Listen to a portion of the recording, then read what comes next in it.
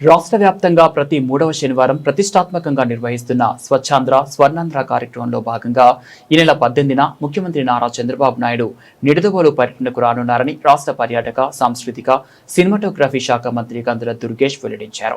ఈ కార్యక్రమంలో పాల్గొనేందుకు సీఎం చంద్రబాబు నాయుడు చారిత్రాత్మక నిడదవోలు నియోజకవర్గాన్ని ఎంపిక చేసుకున్నందుకు సంతోషంగా ఉందని హర్షం వ్యక్తం చేశారు. కూటమి ప్రభుత్వం అధికారంలోకి వచ్చాక తొలిసారిగా సీఎం నిడదవోలుకు విచ్చేస్తుండటంతో మంత్రి కందుల దుర్గేష్ జిల్లా కలెక్టర్ కీర్తి చేకూరి మరియు ఉన్నతాధికారులతో కలిసి క్షేత్రస్థాయిలో మాలకోడూరు చెరువు, చినకాశిరేవు, లారీ ఓనర్స్ అసోసియేషన్ ప్రాంగణం, మహిళా కళాశాల ప్రాంగణం, కరెంట్ ఆఫీస్ స్థలం, పంగిడి రోడ్డులోని బ్రాహ్మణగూడెం ప్రాంతాలను పరిశీలించారు. అనంతరం పర్యటించిన ప్రాంతాల్లో సంబంధిత ఏర్పాట్లపై శనివారం సమీక్షించారు. ఈ కార్యక్రమంలో మన జిల్లా కలెక్టర్ గారు శ్రీమతి కీర్తి గారు, అదేవిధంగా మన జిల్లా జాయింట్ కలెక్టర్ గారు మేఘస్వరూప్ గారు, అదేవిధంగా డిఎస్పి గారు పాల్గొంటున్నాం. ఈరోజు ప్రధానంగా రేపు 18వ తారీఖున శనివారం నాడు స్వచ్ఛాంధ్రకి సంబంధించి ఏదైతే సాసా ప్రోగ్రాం ఉందో ఆ ప్రోగ్రాము పాల్గొనడానికి నిడదవోలు నియోజకవర్గాన్ని ముఖ్యమంత్రి గారు ఎంచుకున్నారని చెప్పడానికి చాలా సంతోషిస్తున్నాం. రాష్ట్రం మొత్తం మీద కూడా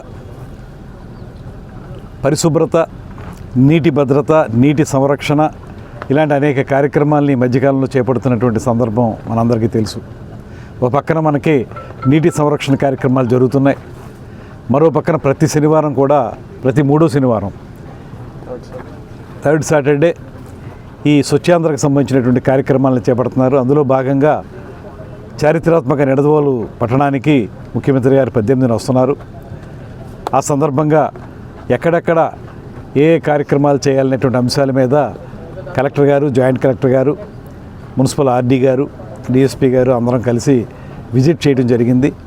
ప్రధానంగా ఒక పక్కన పూర్తి స్థాయిలో మనం స్వచ్ఛతకు సంబంధించి చేయవలసిన కార్యక్రమాలు, ఇక్కడ మనకి మాలకోడు చెరువు అనేటువంటిది ఏదైతే ఉందో నిడదవోలు పట్టణంలో ఆ చెరువుని, అదేవిధంగా మరో పక్కన చినకాశిరేవుని, ఇలా 4-5 ప్రదేశాలను చూసాం.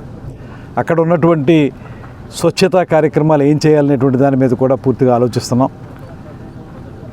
వాటర్ స్టోరేజు, అదేవిధంగా రేపొద్దున్న హెవీ రెయిన్స్ వచ్చినా కూడా ఇళ్లలోకి నీరు రాకుండా ఉండాలంటే మన మాలకోడు చెరువుని అభివృద్ధి చేసుకోవాలి, దాంతోపాటు సుందరీకరించాలనేటువంటి మాట కూడా అనుకుంటూ దాన్ని ప్రధానమైనటువంటి అంశంగా తీసుకుంటున్నాం. దాంతోపాటు మరిన్ని కార్యక్రమాలు, రెయిన్ వాటర్ హార్వెస్టింగ్కి సంబంధించి కూడా కొన్ని కార్యక్రమాలు ఆలోచిస్తున్నాం.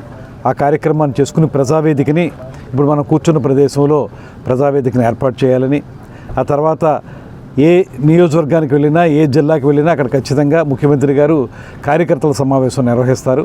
దానికి సంబంధించి ఇక్కడ ఉన్నటువంటి ఈ లారీ ఓనర్స్ అసోసియేషన్ స్థలం ఏదైతే ఉందో అక్కడ, ఆ తర్వాత బ్రాహ్మణగూడెంలో హెలిప్యాడ్లో ఆయన దిగి అక్కడి నుంచి ఇక్కడికి వచ్చి మళ్ళీ తిరిగి అక్కడి నుంచే వెళ్ళేటటువంటి కార్యక్రమాన్ని కూడా పరిశీలించాం. ఇవన్నీ కూడా టెంటేటివ్ ప్రోగ్రామ్స్. వీటికి సంబంధించి ఏం చేయాలి, ఎలా చేయాలనే దాని మీద ఒక రకమైన ఎక్సర్సైజ్ చేస్తూ ఉన్నాం. దీన్ని అక్కడ సీఎంఓతో కూడా మాట్లాడి అక్కడ వారి అభిప్రాయాలు కూడా తీసుకుని మొత్తంగా కార్యక్రమాన్ని రూపొందించడం జరుగుతుంది. అదేవిధంగా ఇది 18వ తారీఖున ఖచ్చితంగా ఈ కార్యక్రమం అయితే ఉంటుంది. దాంతోపాటు మే 1వ తారీఖున కూడా మనకి ఈ పెన్షన్స్ ఇచ్చే కార్యక్రమాన్ని ఏర్పాటు చేయమని ముఖ్యమంత్రి గారిని రిక్వెస్ట్ చేయడం జరిగింది. అది ఇంకా ఫైనలైజ్ కాలేదు, అది ఉంటే ఆ కార్యక్రమం కూడా ఉంటుంది. కానీ ఇప్పుడు మాత్రం 18వ తారీఖున ఈ సాసా కార్యక్రమానికి మాత్రం ముఖ్యమంత్రి గారు ఇచ్చేస్తున్నారు.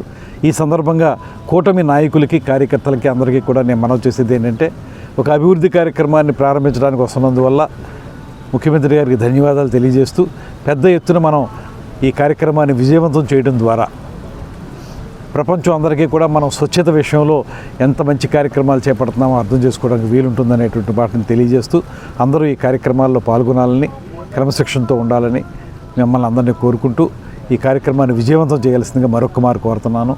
అదేవిధంగా ఆ రోజు ఎస్టీపీ ప్లాంట్కు సంబంధించి కానీ ఏదైతే మనం 5.5 కోట్ల రూపాయల నిధులు తీసుకొచ్చి ఈ మధ్య మనం మాలకోడు చెరువును అభివృద్ధి చేయాలనుకుంటున్నామో దానికి సంబంధించి కానీ ముఖ్యమంత్రి గారు కీలకమైన ప్రకటనలు చేసేదానికి అవకాశం కూడా ఉంది.